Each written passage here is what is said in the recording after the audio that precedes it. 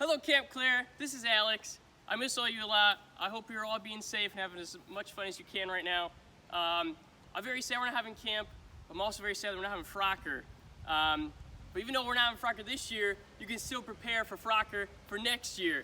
So what we're going to be doing today is we're going to be going over some throws, some movement, and to get you more prepared and to get you even better at playing Froccer, so next year can be more intense than it ever was. So the first thing we're going to go over today is how to throw the backhand. This is the most basic throw that you see pretty much everyone throw in Frisbee. It's called the backhand because when you throw it, your opponent can see the back of your hand. So let's just go over some do's and don'ts with how to do correct and effective backhand. So first step with throwing anything is you want to have your feet facing the way you want the disc to go. To effectively throw a backhand, you need to make sure your hands are positioned the correct way. The first thing you need to do is make sure your thumb is placed on top of the disc along the ring. Most Frisbees you find will have a ring on them where you will be placing your thumb. You can't put your thumb too close to the middle or too close to under the disc because you won't throw it as effectively. Your other fingers will then be held under, kind of gripping the disc like this. You need to make sure your pointer finger is not like this. A lot of people throw it like this because they think it's more comfortable. But what that does is it prevents you from rotating the disc, which makes you go further, and it prevents you from effectively throwing it to the location you want it to go. So a common mistake people do when throwing a Frisbee is they think the power comes from the arm. The power actually comes from the wrist. Every time you throw, you're doing a snap. It's kind of like if you have a towel and you snap a towel, that's kind of how you got to be thinking about throwing a Frisbee. So you're snapping your wrist, not in your arm. You can use your arm to get more distance and to get to help with your direction, but the power comes from the wrist.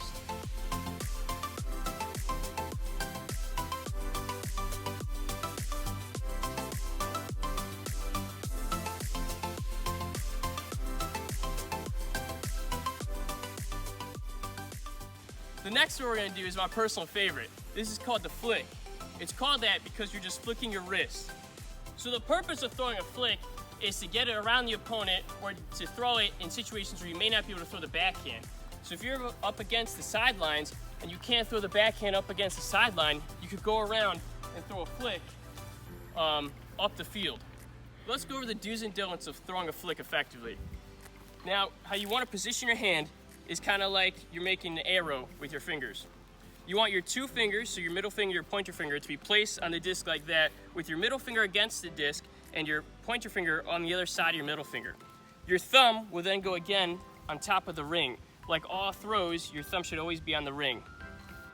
You don't want to use a lot of arm when throwing a flick.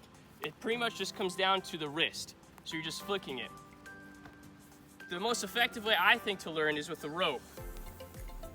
So what you can do is you can take a rope or a string or anything you can tie around you and just tie your arm around your body to prevent you from using your arm when throwing. So now that the rope is around my body, preventing my arm from being used, you just have to make sure you're flicking your wrist enough to get the disc to be thrown. So you're not using your arm at all, and you're just flicking the disc. And you can keep doing that over and over and over again until you effectively have a nice flick with the disc.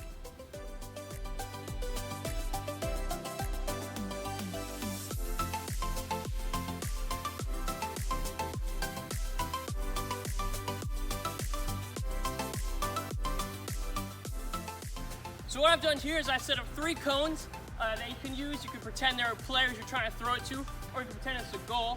And what I like to do is just throw the Frisbee as close as possible to the cone to see if I can try to hit it.